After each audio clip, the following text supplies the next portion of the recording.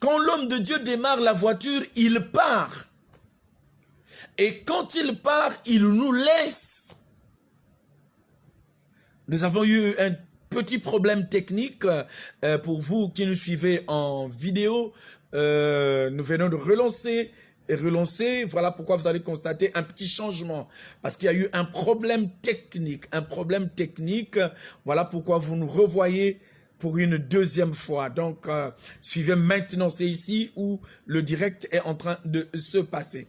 Donc, finalement, frères et sœurs, nous étions en train de parler de l'ingratitude qui se manifeste dans la vie des enfants de Dieu. Beaucoup de chrétiens sont devenus ingrats.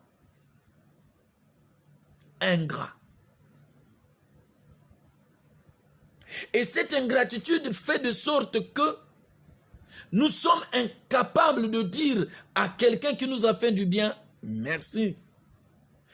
Tu étais en train de marcher. Tu étais en train de marcher et Dieu a mis une personne sur ta route qui t'a pris dans sa voiture. Dis merci. Parce que pendant qu'il était en train de pleuvoir, tu pouvais te mouiller. Tu n'avais pas de moyen de prendre un taxi. L'ingratitude est une grande maladie qui est en train de détruire l'humanité. À côté de l'ingratitude, il y a une autre maladie qui est en train de décimer. Une autre maladie qui est en train de rendre la vie difficile. Cette maladie s'appelle la jalousie. La jalousie est une épine dans la vie des hommes. Au nombre des infirmités qui dérangent la vie de l'homme, il y a la jalousie. Que des jaloux dans notre environnement. Des jaloux même à l'église. Entre prêtres, il y a la jalousie. Entre diacres, il y a la jalousie. Entre chantres, solistes, il y a la jalousie. Entre pasteurs, il y a la jalousie. Entre les membres même de la famille, il y a la jalousie. Il y a la jalousie partout. Tu portes ta petite chemise que tu as achetée, ce que nous appelons chez nous au Congo, au marché de Solade, c'est-à-dire le marché des habits de seconde main. Tu as repassé, quelqu'un t'a vu acheter, et pourtant l'habit répond bel et bien à ta corpulence. Mais le jaloux va dire, hein, si tu sais, si tu savais. Mais l'habit qu'il porte là, c'est même moi qui lui avais acheté ça. Jalousie. Dis-moi, de qui es-tu jaloux? Moi, pasteur Serge Mourad, ne suis-je pas jaloux de toi? Et toi, ma soeur, n'es-tu pas jaloux de moi? Jalouse de moi? La jalousie est en train de battre de l'aile dans la vie actuelle. Une autre infirmité qui est en train de déranger l'homme sur cette terre, c'est cette infirmité qu'on appelle la convoitise. La convoitise est une grande infirmité qui est en train de tuer les gens. On ne veut pas voir un frère épanoui. Et quand le frère est épanoui,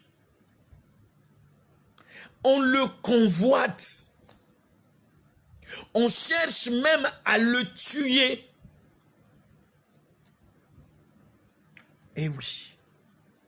Beaucoup de frères sur terre ont commis haute trahison à cause de la convoitise.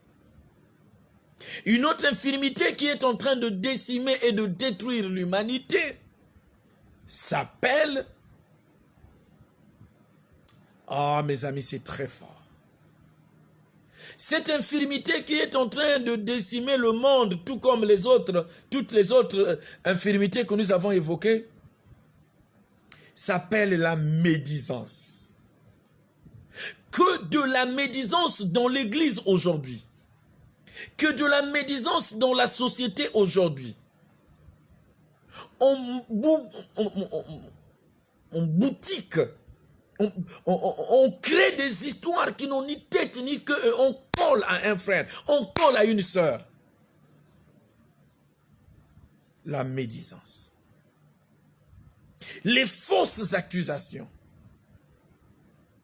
C'est triste de voir les hommes de Dieu, les chrétiens, les choristes, les bilombistes, les sébéistes, les moniteurs de l'école de dimanche, ou les chrétiens simples qui peaufinent des scénarios dans la perspective de détruire simplement l'image d'un frère ou d'une sœur. Voir les enfants de Dieu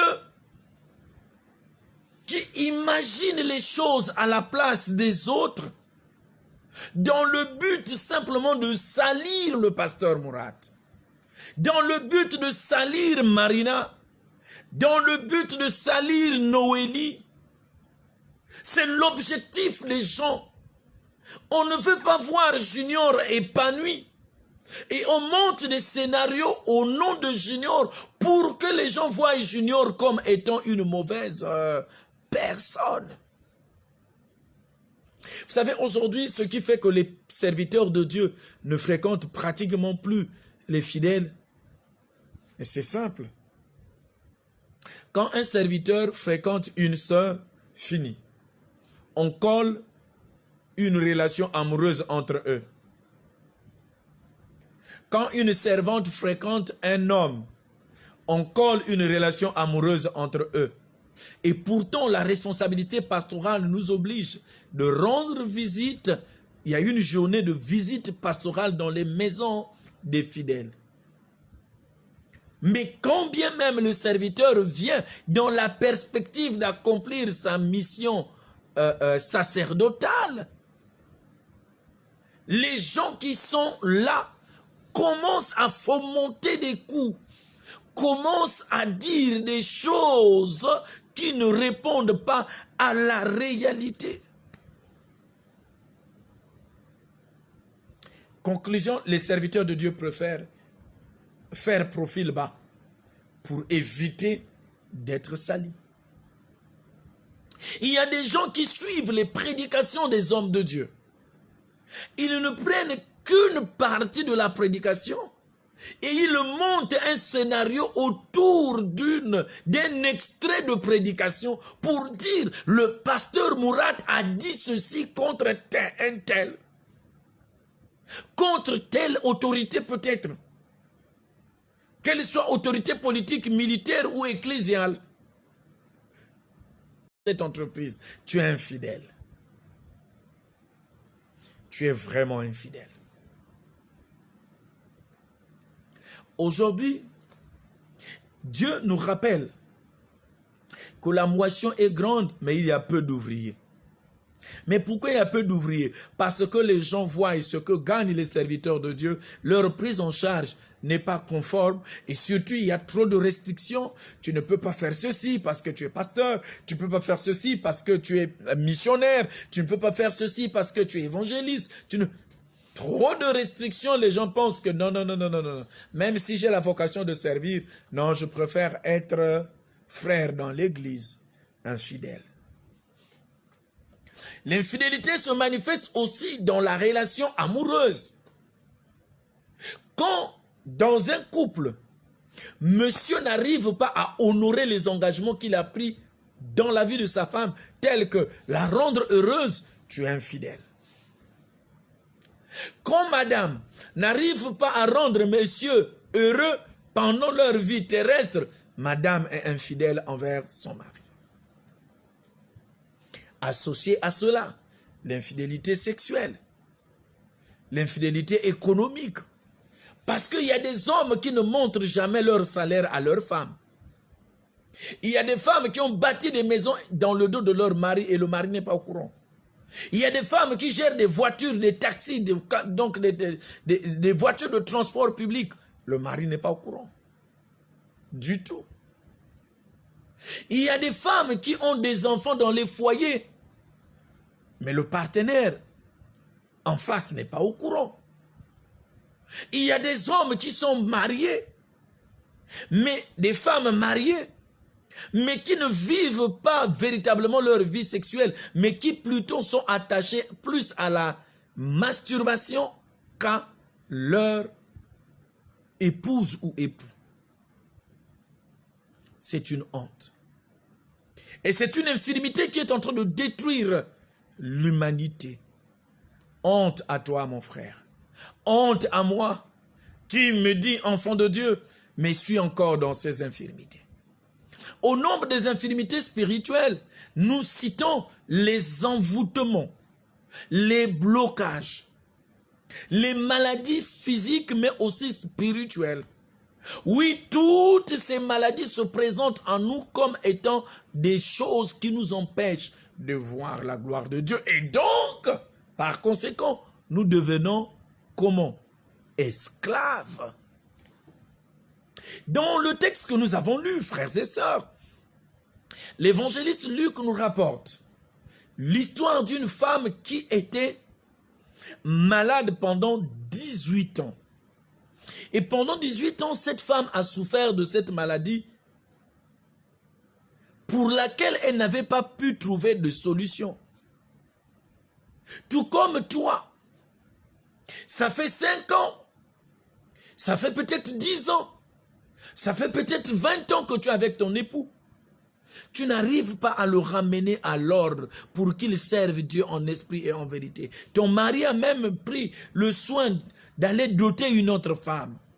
Ton mari a même pris le soin d'acheter un terrain à une autre femme, alors que toi, sa femme de la maison, tu n'as pas un terrain de lui. Ma soeur, j'ai un message pour toi. Ton mari est esclave. Ton mari n'est pas libre. Ton mari est sous le contrôle des puissances des ténèbres.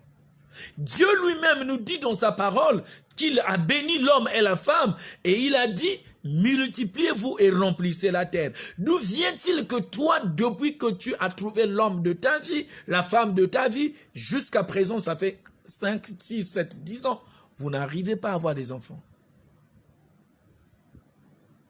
Comment? Comment n'arrivez-vous pas à avoir des enfants? Qu'est-ce qui fait que vous ne puissiez pas avoir une progéniture à vous? Ou il faut utiliser les méthodes d'insémination? Non, il y a un problème.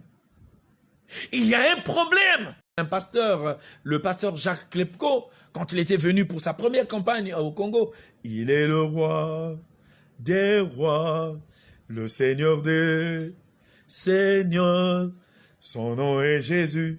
Jésus, Jésus, Jésus, oh, oh, oh, oh, il est le roi des rois, le Seigneur des seigneurs, son nom est Jésus, Jésus, Jésus, Jésus, oh, oh, oh, oh, oh, il est le roi. Puisque tu es conscient que le cancer t'a pris toutes tes trompes, le cancer t'a pris l'utérus, le cancer t'a pris le sang, puisque tu es conscient que tu es malade depuis 3 mois, que tu as fait l'AVC, que tu n'arrives pas à stabiliser ta vie sentimentale, puisque tu es conscient que ta vie ne marche pas, tu es à la recherche de papiers mais tu n'en as pas. Tu as toutes les conditions réunies pour que tu sois une épouse. Tu es toujours seul. Que faut-il faire? Appelle Jésus. Dans le texte, Jésus arrive au temple le jour du sabbat, c'est-à-dire le jour du repos. Quand Christ arrive, il voit une femme qui est courbée. Elle était possédée par un esprit. Dis-moi, ma soeur, ta frivolité là n'est-elle pas une possession démoniaque? Dis-moi, mon frère, ton insatisfaction libidinale ou ta boulimie sexuelle n'est-elle pas occasionnée par un démon? Jésus nous dit ici que la femme était possédé par un démon. Dis-moi, tu es possédé par quel démon? Le démon de l'impudicité? Le démon de la jalousie, de la haine? Le démon qui te rend nerveux? Le démon qui te rend toujours tribaliste? Est-ce que tu n'es pas hanté par le démon de l'alcoolisme, de la toxicomanie, de l'autosatisfaction libidinale? N'es-tu pas possédé par un démon? Oui, tu es possédé. Ne te dis pas que c'est une maladie naturelle. Ce qui apparaît comme maladie naturelle, il se cache derrière un démon. Ce n'est pas moi qui le dis, c'est la Bible qui le dit, et le texte nous le dit. Que la femme était possédée par un esprit. Et c'est cet esprit qui l'empêchait d'être droite, mais elle était courbée. Dis-moi, il y a les rhumatismes qui te dérangent. C'est un démon.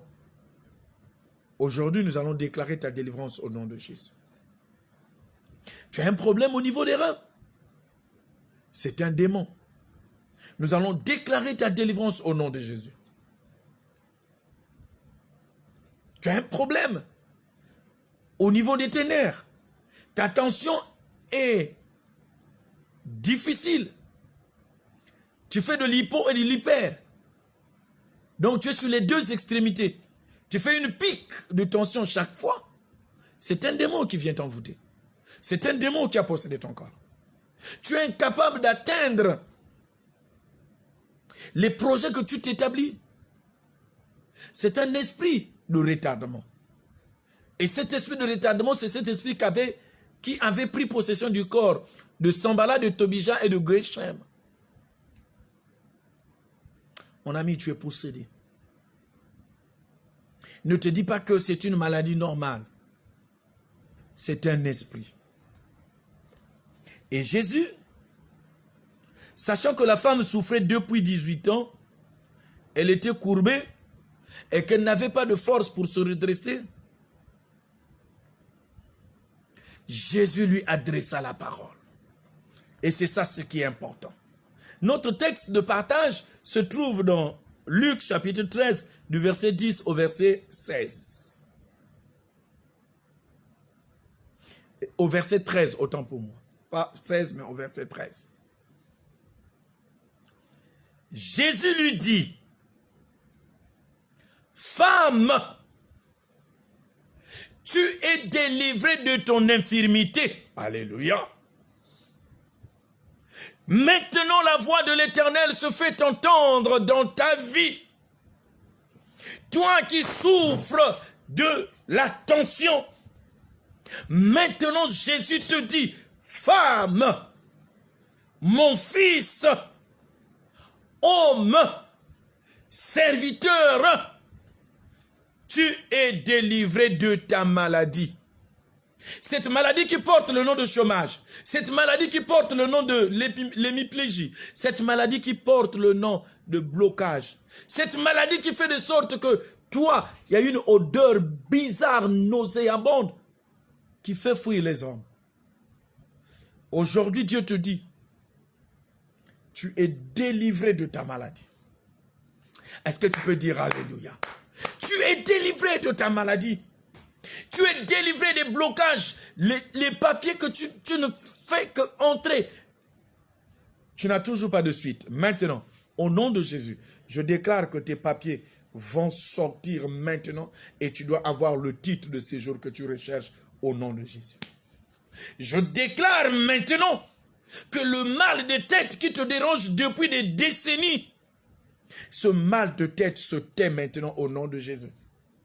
Je déclare maintenant, par la grâce que Dieu m'a faite d'être ministre de la parole, moi qui n'étais qu'un pervers, moi qui n'étais qu'un homme méchant, mais par sa grâce, il a fait de moi ministre de la parole. Je déclare pour toi, je déclare par la grâce de Jésus-Christ que maintenant, tu es localisé par le pouvoir de Jésus-Christ, le pouvoir de la délivrance, que tu es délivré des envoûtements familiaux, que tu es délivré des envoûtements, tu as tissé des liens avec des sectes, tu es allé adhérer à une école initiatique et tu as vu que ce n'était pas bon, tu es sorti, mais tu as encore le lien avec eux. Mon ami, tu es délivré au nom de Jésus. Jésus te délivre et Jésus te donne la vie nouvelle.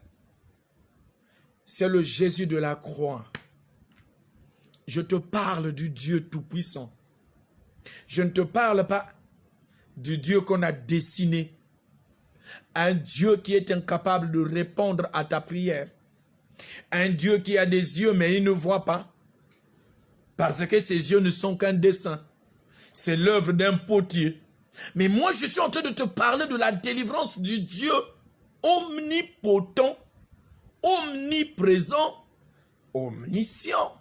Ce Dieu-là qui a amené le peuple d'Israël par une colonne de nuée et une colonne de feu.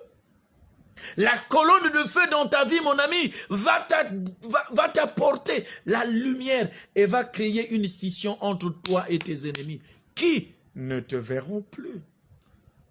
N'est-ce pas que Dieu s'est adressé au peuple d'Israël par la bouche de Moïse en disant les Égyptiens que vous voyez maintenant, vous ne le verrez plus. Je dis que la maladie qui te dérange ne te dérangera plus au nom de Jésus. Je dis que la stérilité, je dis que maintenant, par l'autorité de Jésus-Christ, que les projets que tu as élaborés, qui jusqu'à présent n'arrivaient pas à se développer, l'esprit qui bloquait ton dossier aujourd'hui est chassé au nom de Jésus. Pas parce que c'est moi, mais parce que tu as mis ta foi en Dieu, le Créateur du ciel et de la terre. Alléluia. C'est un combat spirituel maintenant, mon frère. Nous sommes en plein combat spirituel. Et ce combat spirituel est mené par Dieu lui-même, par Jésus qui est au front. Parce que ici, dans le texte de Luc, chapitre 13, à partir du verset 10, c'est Jésus qui est au front lui-même. Et c'est Jésus qui se met en mouvement. C'est lui qui repère la femme qui souffrait pendant 18 ans. Et c'est Jésus qui déclare la délivrance de cette femme. À l'instant T, la femme a recouvré la forme. Alléluia. Oh Jésus, dis-moi mon ami. Dis-moi mon ami. Depuis combien d'années souffres-tu? Dis-moi, ma soeur, depuis combien d'années tu es en Europe? Depuis combien d'années es-tu en Europe et ta situation sociale n'est toujours pas stable? Moi, par la grâce de Dieu, je te dis, si tu crois maintenant, ta situation va se stabiliser à partir de cette semaine et tu vivras le miracle de la gloire de Dieu.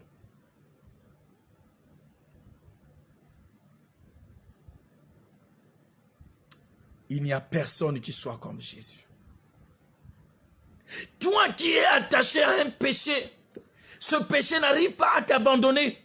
Je te dis aujourd'hui, maintenant, à l'instant T, ce péché va t'abandonner maintenant. Parce que la chaleur de Dieu est en train de localiser ce péché. Et ce péché est en train de prendre de l'envol. Il est en train de partir vers les lieux arides. Parce que toi, tu mérites la délivrance. Parce que toi, tu mérites la sanctification. Parce que toi, tu mérites la gloire. Parce que toi, tu es enfant de Dieu.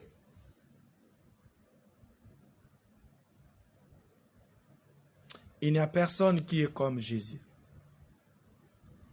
Il y a quelque chose de très important dans notre texte, frères et sœurs. Jésus impose les mains à la malade.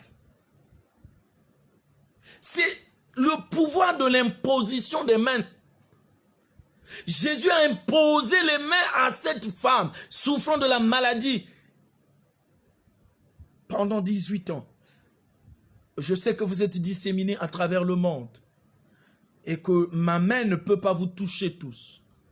Mais la main de Dieu a l'autorité de vous toucher là où vous êtes. Pendant que tu es en train de partager ce message, la main de Dieu te localise. Je crois avec assurance. Je ne dis pas parce que tu partages, non. Non, non, non, non, non, je ne dirai jamais ça. Mais je le dis pendant que tu es en train de suivre ce message, pendant que tu es en train de le partager, la gloire de Dieu te localise. Pendant que tu es en train de suivre ce message et que tu mets ta foi en exergue, la gloire de Dieu te localise. Et je déclare maintenant au nom de Jésus que toute parole prononcée contre toi, maintenant le Seigneur impose sa main sur toi. Et quand le Seigneur va imposer la main sur toi, le démon qui habitait ton corps ou qui habite maintenant ton corps doit libérer au nom de Jésus. Seigneur, impose ta main, impose ta main sur ma soeur. Impose ta main sur mon frère. Impose ta main sur le corps de ma soeur malade. Elle a même honte de parler de cette maladie parce que cette maladie se présente comme étant une maladie honteuse. Mais toi, tu as vu sa maladie. Seigneur, tu as vu la maladie de mon frère. Maintenant, impose ta main.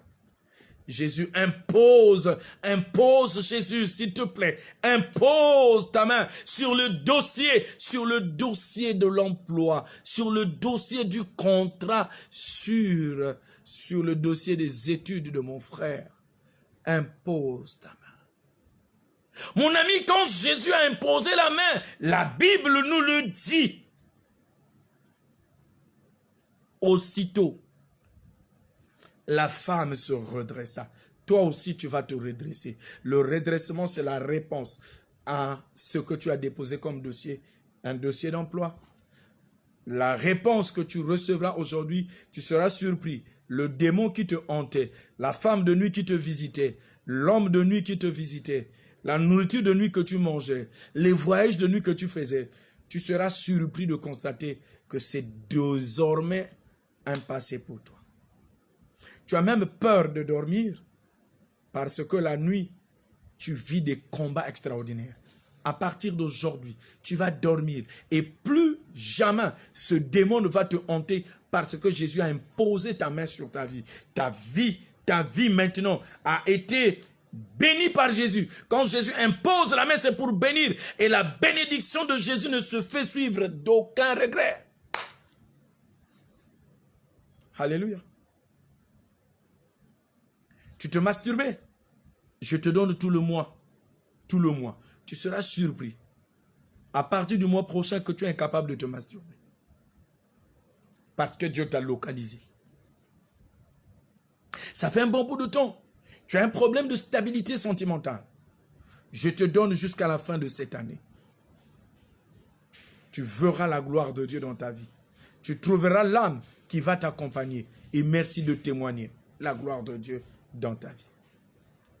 Il y a un péché auquel tu étais attaché. Tu appartenais à une secte. Tu as adhéré à une école initiatique. Et depuis là, tu n'arrives plus à t'en sortir. Tu ne sais plus par quel chemin passer. Je dis maintenant que Dieu a imposé sa main, que Jésus a imposé sa main sur toi, mon ami. Tu vas trouver la porte de sortie. Et les esprits qui venaient te déranger la nuit pour que tu ne dormes pas, tu vas dormir comme un bébé. De la même manière que Naaman a reçu la guérison instantanée et a recouvré un corps comme celui d'un bébé. Toi aussi, ton corps spirituel et ton corps physique va devenir comme le corps d'un bébé. Je le déclare au nom de Jésus. Alléluia.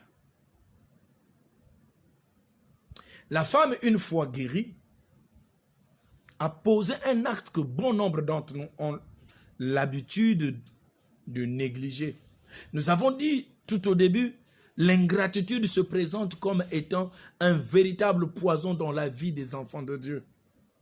Quand quelqu'un t'a fait du bien, sois reconnaissant. Sois reconnaissant. Parce que ce frère qui t'a fait du bien, il te faut être reconnaissant. La femme reconnaît que Christ l'a délivrée. Et elle accomplit une grande œuvre, laquelle elle se redresse par la puissance de Jésus-Christ. Et elle se met à glorifier Dieu. louer Dieu. Dis-moi, puisque tu es conscient que ce que nous déclarons au nom de Dieu, tu reçois cela. En retour, tu fais quoi? Je ne te dis pas de m'envoyer de l'argent. Et moi, Serge Mourad, je ne le dirai jamais. Parce que ce n'est pas vous qui m'avez appelé. Si j'ai des problèmes de finances, le Dieu qui m'a appelé suscitera une personne pour me régler le problème que j'ai. Mais ce que je peux te dire, si tu es convaincu que Dieu t'a délivré, tu te lèves, tu commences à louer Dieu. Louer Dieu dans l'église, louer Dieu dans son entreprise, louer Dieu dans les bus, louer Dieu dans le quartier. Louer Dieu, c'est manifester un comportement digne de la repentance. Louer Dieu, c'est manifester un comportement digne de la nouvelle créature. Parce que la Bible nous dit que si quelqu'un est en Christ, il est une nouvelle créature. Les choses anciennes sont passées. Voici, toutes choses sont devenues nouvelles. Mon ami, si tu es une nouvelle créature, les choses anciennes passent. Arrête de penser au passé. Le passé est passé. Maintenant, tu es une nouvelle créature. Et tu vis selon la créature nouvelle. Ne vis pas selon la créature ancienne. C'est triste de voir les chrétiens qui sont toujours là, en train de penser à leur passé. Quand j'étais... Non, le Seigneur a permis par sa grâce que tu traverses cette période pour arriver là. Même si tu n'as pas l'eau, même si tu n'as pas l'huile. Mais sache que tu as au moins le souffle que les autres n'ont pas. Il y a des gens qui ont l'argent, il y a des gens qui ont la beauté, mais ils n'ont pas la santé. Il y a des gens qui ont tout ce que l'homme peut rechercher sur terre. C'est-à-dire le mariage, c'est-à-dire les maisons, c'est-à-dire les voyages, c'est-à-dire les villas. Malheureusement, ces personnes, si elles passent toute une journée sans prendre un produit, ces personnes sont mortes. Loue Dieu qui t'a délivré, mon ami. Acclame le roi des rois qui t'a accordé un nouveau départ. C'est une nouvelle carte que Dieu te donne. C'est un nouveau passeport. C'est un nouveau visa. Et avec ce nouveau visa, tu dois être content. Il n'y a qu'à voir pour nous les Africains, quand nous recevons un visa d'un pays occidental, comment nous dansons, comment nous sautons.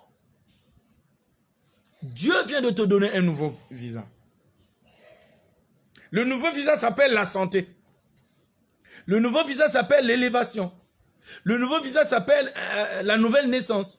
Le visa que Dieu te donne aujourd'hui, c'est la totale liberté. Je dis totale liberté. Ce n'est pas une liberté partielle. Ce n'est pas une liberté sectorielle. Tu as la liberté. Tu vas là où tu veux parce que Dieu t'a libéré. Oh, j'aime un cantique d'un bien-aimé qui nous dit « Jésus m'a libéré. Alléluia. Je suis dans la joie. » Jésus t'a libéré. Chante un cantique à Jésus. Répète après moi, je suis fort parce que Jésus m'a délivré. Mon frère, est-ce que tu peux chanter la gloire de Dieu? Est-ce que tu peux louer Dieu? Est-ce que tu peux l'exalter? Est-ce que tu peux le glorifier de tout ton cœur? Parce qu'il t'a fait du bien. Est-ce que tu peux accepter d'être maintenant témoin de Jésus-Christ? Parce que louer ici, c'est que la femme accepte d'être témoin, de témoigner au monde que Christ m'a délivré de ma maladie. De quoi Christ a-t-il délivré? Moi, Christ m'a délivré de l'alcoolisme. Christ m'a délivré du banditisme. J'étais un grand bagarreur. Christ m'a délivré de toutes sortes de mots qui étaient en train de m'avilir et me rendant esclave. Mon ami, Dieu t'a délivré. Et puisqu'il t'a délivré, il s'agit pour toi de lui témoigner ta reconnaissance. Dieu t'aime. Dieu veut faire de toi une nouvelle créature. Il faut que tu ouvres maintenant ton cœur. Cette femme a été favorable à l'appel de Jésus.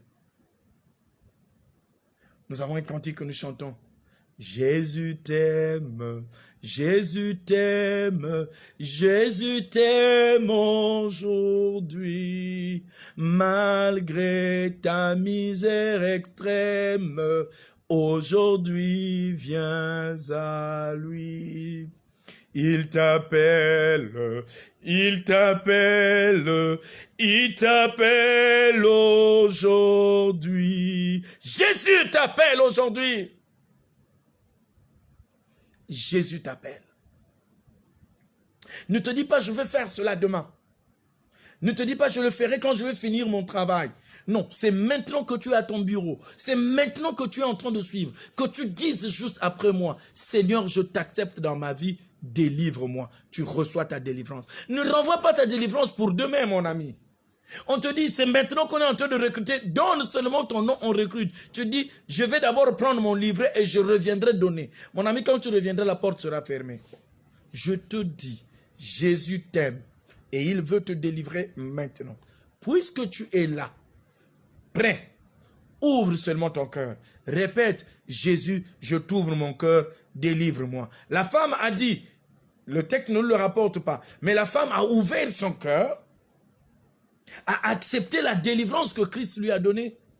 Et elle s'est mise à louer. Louer Dieu, se rendre grâce à Dieu. Glorifier Dieu, c'est témoigner les merveilles de Dieu dans ta vie. Ne sois plus quelqu'un qui va dire, je n'ai pas encore un mari. C'est la vie de purification. Jésus te donne la vie nouvelle par la purification. Tu es purifié maintenant. Tu n'as plus de lèpre. Le péché, c'est la lèpre. La maladie, c'est la lèpre. Mais Dieu t'a délivré maintenant de la lèpre. Dispose ton cœur à recevoir cette prière que nous allons élever pour toi. Dispose ton cœur. Dispose ton cœur.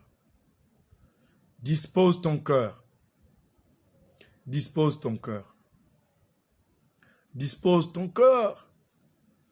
Dispose ton cœur. Dispose vraiment ton cœur à recevoir ta délivrance maintenant. Je voudrais prier pour toi, mon ami. Mais dispose ton cœur. Dispose ton cœur. Oui, dispose ton cœur. Dispose ton cœur à recevoir ta délivrance. Dispose ton cœur. Dispose ton cœur maintenant.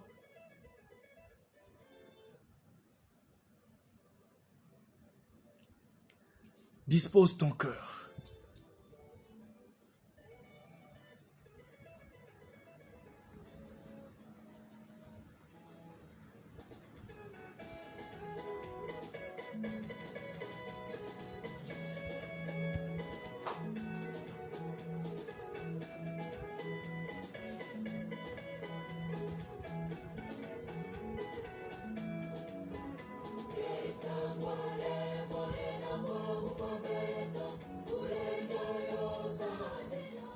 Seigneur notre Dieu, voici mon frère qui vient de disposer son cœur. Voici ma sœur qui vient de disposer son cœur pour recevoir maintenant sa délivrance. Père, Pierre a dit ce jour-là, je n'ai ni or ni argent. Mais au nom de Jésus, il a déclaré, lève-toi. À l'instant, l'indigent s'est levé et il t'a loué. Seigneur, je n'ai rien à donner à ce frère qui souffre mentalement, émotionnellement, physiquement, financièrement. Ce frère est déboussolé. Sentimentalement, il manque de stabilité. Maintenant, oh Dieu, le Dieu qui m'a appelé, le Dieu qui m'a établi, c'est à ce Dieu que je demande maintenant.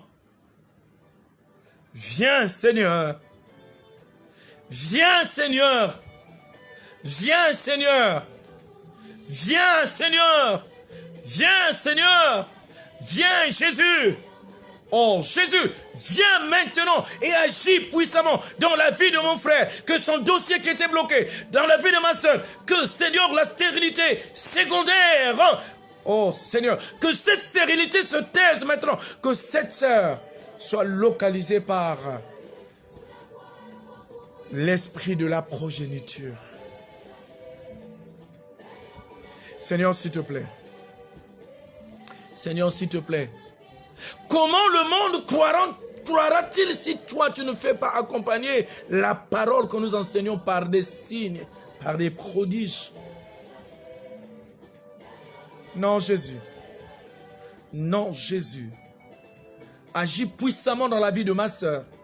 Même s'il lui reste seulement une trompe, que cette trompe lui donne des jumeaux au nom de Jésus.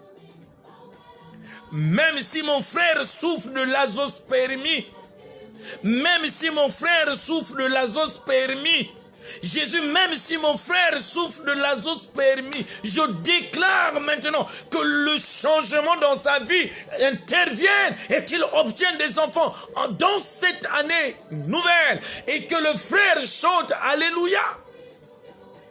Seigneur, localise mon frère qui souffre d'un problème d'azospermie. Seigneur, localise-le maintenant, qu'il soit en Europe, qu'il soit en Afrique, qu'il soit aux États-Unis, en Amérique du Nord, qu'il soit en Asie. Seigneur, s'il te plaît, je t'en prie maintenant, localise-le, lui qui souffre aujourd'hui de l'incapacité érectile. Seigneur, je déclare que cette maladie est détruite au nom de Jésus. Seigneur, je déclare maintenant. Je déclare la restauration de sa vie sanitaire. Que ce frère jouisse de toutes ses facultés libidinales au nom de Jésus. Je déclare, Seigneur, que ce frère qui n'arrive pas à abandonner la cigarette maintenant.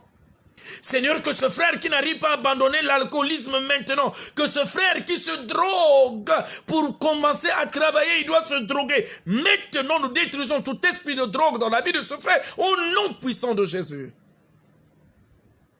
Oh Père, non pas à nous, à ton nom donne gloire. Jésus, non pas à nous, à ton nom donne gloire. Jésus, non pas à nous, à ton nom donne gloire. Jésus, non pas à nous, à ton nom donne gloire. Donne gloire à ton nom en restaurant la vie spirituelle. Ce frère qui était très engagé, très dynamique à l'église, aujourd'hui est affaibli à cause des vicissitudes inhérentes à l'existence, à cause du chômage, à cause des problèmes, Seigneur. Ce frère a été touché émotionnellement, il ne va même plus à l'église. Il pense que les hommes de Dieu sont des véritables truands. Seigneur, s'il te plaît, restaure la spiritualité du frère. Restaure ma sœur qui a été déçue par un homme de Dieu, qui l'a escroqué de l'argent. Seigneur, restaure la vie de mon frère.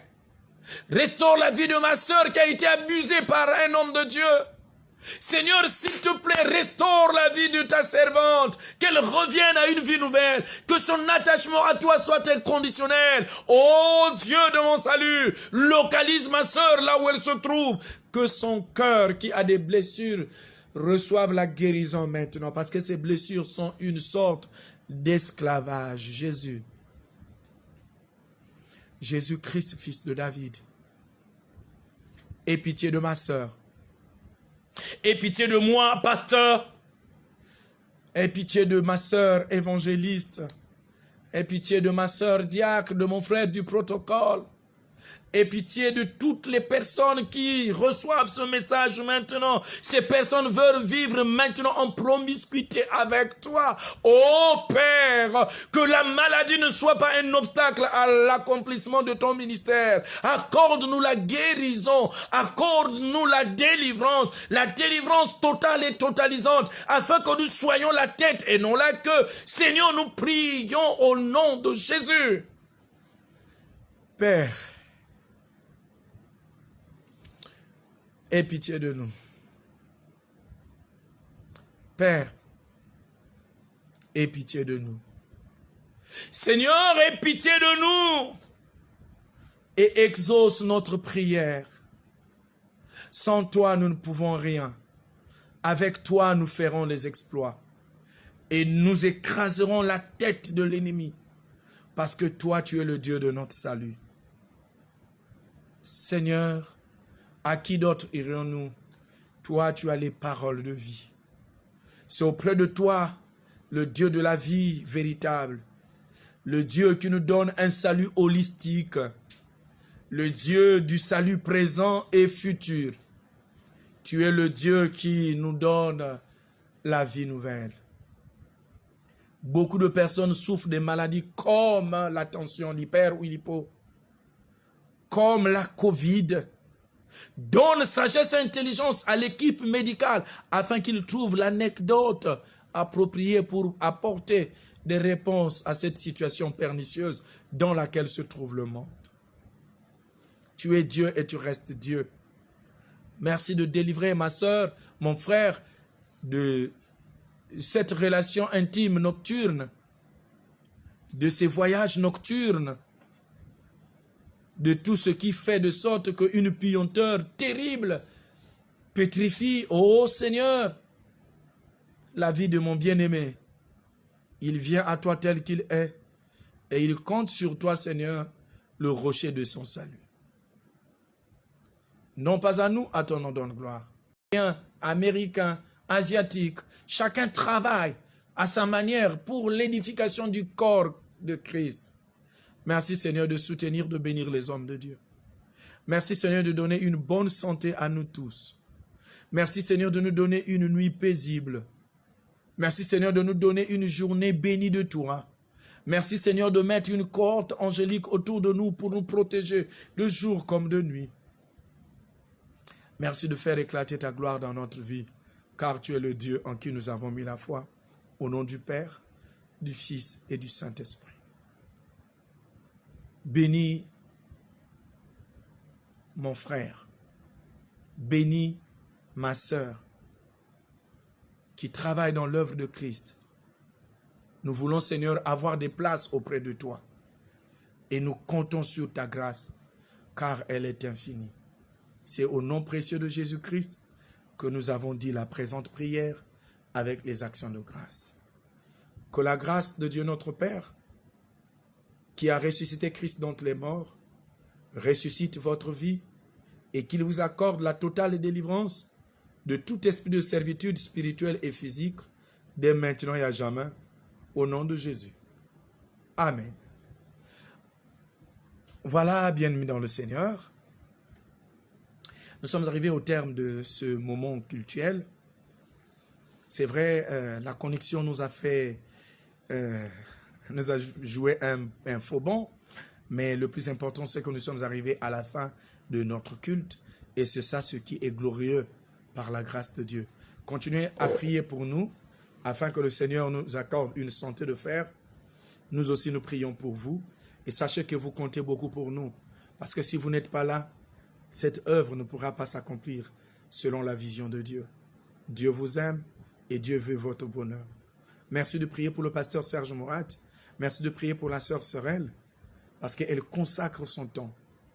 Elle est étudiante, mais elle laisse d'abord ses livres, elle laisse d'abord ses cahiers pour venir travailler pour la gloire de Dieu. Merci de prier pour elle, que Dieu lui accorde une bonne santé, que Dieu vous bénisse et que la lumière de Jésus-Christ impacte votre existence. Bien-aimés dans le Seigneur, nous sommes au terme de notre culte. Si Jésus n'est pas encore revenu, nous allons nous retrouver à une prochaine occasion, notamment samedi prochain, où nous nous retrouverons à partir de 19h. Samedi, c'est 19h. De 19h à 20h30. Dans quelques minutes, il sera 21h30, heure de l'Afrique centrale et heure d'Europe. Nous savons que l'heure est très avancée pour certains. Et pour nos amis des États-Unis, il n'est pas encore tard. Mais nous savons que vous êtes en pleine activité. Que Dieu vous bénisse. Priez pour nous. Priez pour le monde. L'heure est grave. L'ennemi a compris que nous avons pris tous les moyens pour commencer à évangéliser à travers les réseaux sociaux. L'ennemi est en train de mettre beaucoup de barrières, beaucoup de restrictions pour que nous ne continuions pas à émettre. Mais sachez que Dieu nous a bénis parce que par la bouche des hommes de Dieu, beaucoup d'hommes sont bénis à travers l'Internet. Que Dieu vous bénisse et à samedi si Jésus n'est pas revenu. Je vous aime.